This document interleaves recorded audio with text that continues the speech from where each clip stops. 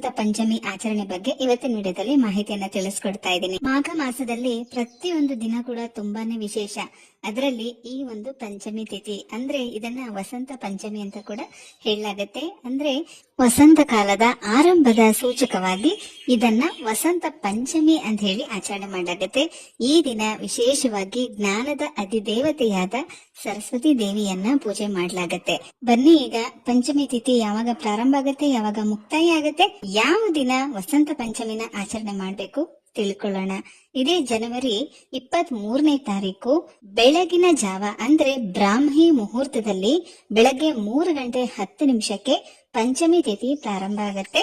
24ನೇ ತಾರೀಕು ಬೆಳಗಿನ ಜಾವ 1:50 ಪಂಚಮಿ ತಿಥಿ ಮುಕ್ತಾಯ ಆಗತ್ತೆ.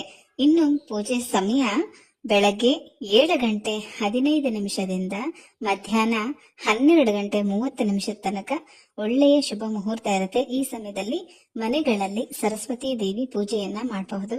ಪ್ರತಿಯೊಬ್ರು ಕೂಡ ಸರಸ್ವತಿ ದೇವಿ ಫೋಟೋ ಅಂತೂ ಪ್ರತಿಯೊಬ್ಬರು ಮನೆಯಲ್ಲಿ ಇದ್ದೇ ಇರುತ್ತೆ. ಹಾಗಾಗಿ ಯಾವ ರೀತಿ ಪೂಜೆ ಮಾಡಬೇಕು ಅನ್ನೋ ಸರಳವಾದ ವಿಧಾನವನ್ನ ತಿಳಿಸ್ಕೊಡ್ತಾ ಇದ್ದೀನಿ. ಅಲ್ಲದೆ ಈ ದಿನ ಸರಸ್ವತಿ ದೇವಿಯ ಜನ್ಮ ದಿನ ಅಂತ ಕೂಡ ಹೇಳಲಾಗುತ್ತೆ. ನಮ್ಮ ಸನಾತನ ಧರ್ಮದಲ್ಲಿ ಪ್ರತಿಯೊಂದು ಹಬ್ಬ ತನ್ನದೇ ಆದಂತ ವಿಶೇಷ ಆಧ್ಯಾತ್ಮಿಕ ಮತ್ತು ಸಾಂಸ್ಕೃತಿಕ ಮಹತ್ವವನ್ನ ಹೊಂದಿರುತ್ತೆ. ಈ ಪವಿತ್ರ ಹಬ್ಬಗಳಲ್ಲಿ ವಸಂತ ಪಂಚಮಿ ಕೂಡ ಒಂದು. ಇದು ಜ್ಞಾನ, ಕಲಿಕೆ, ಕಲೆ ಮತ್ತು ಸಂಗೀತದ ಪ್ರಧಾನ ದೇವತೆಯಾದ ಸರಸ್ವತಿ ದೇವಿಗೆ ಸಮರ್ಪಣೆಯಾಗಿರುತ್ತೆ. ಈ ಹಬ್ಬ ವಸಂತ ಪಂಚಮಿಯನ್ನ ಪ್ರತಿ ವರ್ಷ ಮಾಘ ಮಾಸದ ಶುಕ್ಲ ಪಕ್ಷದ ಪಂಚಮಿ ತಿಥಿ ಅಂದ್ರೆ 5ನೇ ದಿನ ಆಚರಿಸಲಾಗುತ್ತೆ. ಇದೇ 2026ರಲ್ಲಿ ಜನವರಿ 23ನೇ ತಾರೀಕು ಶುಕ್ರವಾರ ಆಚರಣೆ ಮಾಡಲಾಗ್ತಾ ಇದೆ.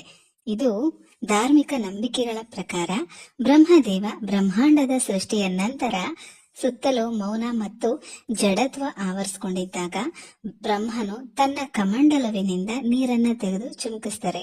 ಇದು ವಿಶ್ವಕ್ಕೆ ಪ್ರಜ್ಞೆ, ಧ್ವನಿ ಮತ್ತು ಜ್ಞಾನವನ್ನ ತುಂಬಿಸುವ ಸಲುವಾಗಿ ಆ ದಿವ್ಯ ಕ್ಷಣದಲ್ಲಿ ಸರಸ್ವತಿ ದೇವಿಯು ಬಿಳಿ ಬಟ್ಟೆಗಳನ್ನ ಧರಿಸಿ ಕೈಯಲ್ಲಿ ವೀಣೆಯನ್ನ ಹಿಡಿದು ಕಾಣಿಸ್ಕೊಳ್ತಾರೆ. ಈ ಕಾರಣಕ್ಕಾಗಿ ವಸಂತ ಪಂಚಮಿಯನ್ನು ಸರಸ್ವತಿ ದೇವಿಯ ಆವಿರ್ಭಾವದ ದಿನವೆಂದು ಪರಿಗಣಿಸಲಾಗುತ್ತೆ.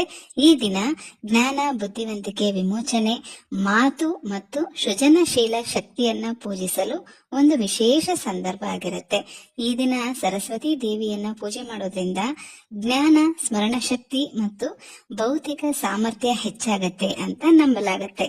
ಈ ದಿನ ಹಳದಿ ಬಣ್ಣದ ಬಟ್ಟೆಯನ್ನ ಧರಿಸೋದು ತುಂಬಾನೇ ವಿಶೇಷ. ಹಳದಿ ಬಣ್ಣ ಗುರುಗಳ ತತ್ವ ಹೊಂದಿರುವಂತದ್ದು. ಗುರುಗಳು ಸಹ ಜ್ಞಾನದ ಅಧಿದೇವತೆಗಳು. ಹಾಗಾಗಿ ಈ ದಿನ ಹಳದಿ ಬಣ್ಣದ ಬಟ್ಟೆಗಳನ್ನ ಧರಿಸೋದು ತುಂಬಾ ಒಳ್ಳೆಯದು. ಇದು ಸಮೃದ್ಧಿ ಮತ್ತು ಸಕಾರಾತ್ಮಕ ಶಕ್ತಿಯ ಸಂಕೇತ. ಹಾಗಾಗಿ ಈ ದಿನ ಹಳದಿ ಬಟ್ಟೆಗಳನ್ನ ಧರಿಸಿ ಸರಸ್ವತಿ ದೇವಿಗೆ ಹಳದಿ ಮತ್ತು ಬಿಳಿ ಹೂಗಳಿಂದ ಪೂಜೆನ ಮಾಡಬೇಕು.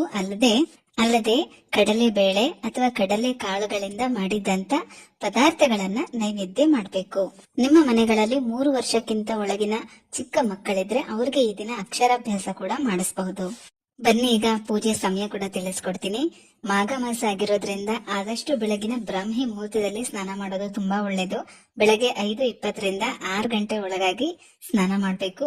ಹಾಗೆ ಬೆಳಗಿನ ಪೂಜೆ ಮಾಡುವಂತವರು ಬೆಳಗ್ಗೆ ಬ್ರಾಹ್ಮಿ ಮುಹೂರ್ತದಲ್ಲೂ ಕೂಡ ಮಾಡಬಹುದು. ಅಂದ್ರೆ 7 ಗಂಟೆ ಒಳಗಾಗಿನೂ ಮಾಡಬಹುದು.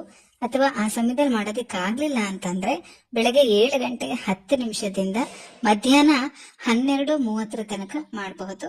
ಹಾಗೆ ಅಭಿಜಿತ್ ಮುಹೂರ್ತ ಮಧ್ಯಾಹ್ನ 12:10 12:50 ತನಕ ಇರುತ್ತೆ. ಸಂಜೆ ಪೂಜೆ ಮಾಡುವಂತವ್ರು ಸಂಜೆಯ ಗೋಧೂಳಿ ಸಮಯ 5:30 6:15 ತನಕ ಸಂಜೆ ಗೋಧೂಳಿ ಸಮಯದಲ್ಲಿ ಪೂಜೆನ ಮಾಡಬಹುದು. ಶುಕ್ರವಾರ ಆಗಿರೋದ್ರಿಂದ ಬೆಳಗ್ಗೆ 10:30 12 ಗಂಟೆ ತನಕ ರಾಹುಗಾಲ ಇರುತ್ತೆ. ಹಾಗಾಗಿ ಈ ಸಮಯದಲ್ಲಿ ಪೂಜೆ ಮಾಡಬಹುದಾ ಅಂತ ನೀವು ಕೇಳ್ಬಹುದು. ಬೆಳಗ್ಗೆ 7:10 ನೀವು ಪೂಜೆನ ಮಾಡ್ಕೋಬಹುದು. ಅಂದ್ರೆ ನೀವು 10 ಗಂಟೆ 10:30 ಒಳಗಾಗಿ ಕೂಡ ಮುಗಿಸ್ಕೋಬಹುದು. ಅಂದ್ರೆ ಇಂಥ ವಿಶೇಷ ದಿನಗಳಲ್ಲಿ ಇದೆಲ್ಲ ಲೆಕ್ಕ ಬರೋದು ಇಲ್ಲ. ಹಾಗಾಗಿ ಕೆಲವು ಸಲ ಈ ರಾಹುಗಾಲದಲ್ಲೇನೆ ಅಮೃತಗಳಿಗೆ ಕೂಡ ಬರುತ್ತೆ, ಅಭಿಜಿತ್ ಮುಹೂರ್ತ ಕೂಡ ಇರುತ್ತೆ. ಕೆಲವೊಂದು ದಿನಗಳಲ್ಲಿ ಈ ರೀತಿ ಬರುತ್ತೆ, ಏನು ಮಾಡಕ್ಕಾಗಲ್ಲ. ಹಾಗಾಗಿ ಹೆಣ್ಣು ದೇವತೆಗಳನ್ನ ರಾಹುಗಾಲದಲ್ಲೂ ಕೂಡ ಪೂಜೆ ಮಾಡಬಹುದು.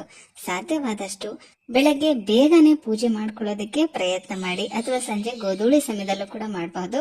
ಇನ್ನು ಸ್ಕೂಲ್ಗೆ ಹೋಗುವಂತ ಮಕ್ಕಳು ನಿಮ್ಮ ಮನೆಯಲ್ಲಿ ಏನಾದ್ರೂ ಇದ್ರೆ ಅವ್ರ ಕೈಯಿಂದ ಬೇರೆ ಮಕ್ಕಳಿಗೆ ಬುಕ್ಕು, ಪೆನ್ನು, ಪೆನ್ಸಿಲ್ ಈ ತರದ್ ಏನಾದ್ರೂ ಓದೋದಕ್ಕೆ ಸಂಬಂಧಪಟ್ಟಂತ ವಸ್ತುಗಳನ್ನ ಅವ್ರ ಕೈಯಿಂದ ದಾನ ಕೊಡ್ಸೋದು ತುಂಬಾ ಒಳ್ಳೇದು.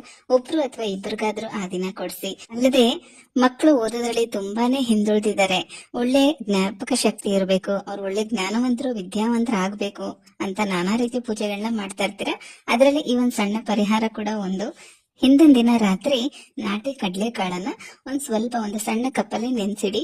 ಬೆಳಗ್ಗೆ ಅದನ್ನ ನೀರೆಲ್ಲ ತೆಗೆದು ಅದಕ್ಕೊಂದ್ ಸ್ವಲ್ಪ ಬೆಲ್ಲ ಹಾಕೊಳ್ಳಿ. ಅಂದ್ರೆ ಬೆಲ್ಲ ಪುಡಿ ಮಾಡ್ಬೇಕು ಅಂತ ಏನಲ್ಲ, ಹಾಗೇನೆ ಒಂದ್ ಸ್ವಲ್ಪ ಬೆಲ್ಲ ಇಟ್ಕೊಂಡ್ರು ಸಾಕು. ಅದನ್ನ ಒಂದು ಬಟ್ಲಲ್ಲಿ ತಗೊಂಡು ಹೋಗಿ ಅರಳಿ ಮರದ ಹತ್ರ ನಿಮ್ಮ ಮಕ್ಕಳ ಕೈಯಲ್ಲಿ ಅದನ್ನ ನೈವೇದ್ಯವಾಗಿ ಇಡಿಸ್ಬೇಕು. ಇದು ತುಂಬಾ ಒಳ್ಳೇದು. ನೈವೇದ್ಯವಾಗಿ ಇಟ್ಟು 12 ಪ್ರದಕ್ಷಿಣೆ ಮಾಡಿ ನಮಸ್ಕಾರ ಮಾಡ್ಕೊಂಡು ಬಂದ್ರೆ ಸಾಕು, ತುಂಬಾನೇ ಒಳ್ಳೇದು. ಕ್ರಮೇಣ ಮಕ್ಕಳಲ್ಲಿ ಸಾಕಷ್ಟು ಬದಲಾವಣೆಗಳಾಗುತ್ತೆ. ಸ್ನೇಹಿತರೆ, ವಸಂತ ಪಂಚಮಿಯ ಆಚರಣೆ ಬಗ್ಗೆ, ಪಂಚಮಿ ತಿಥಿ ಯಾವಾಗ ಪ್ರಾರಂಭ ಆಗುತ್ತೆ, ಯಾವಾಗ ಮುಕ್ತಾಯ ಆಗುತ್ತೆ, ಹಾಗೆ ಪೂಜೆ ಸಮಯ, ಇದೆಲ್ಲನೂ ಕೂಡ ಈ ವಿಡಿಯೋದಲ್ಲಿ ತಿಳಿಸ್ಕೊಟ್ಟಿದ್ದೀನಿ.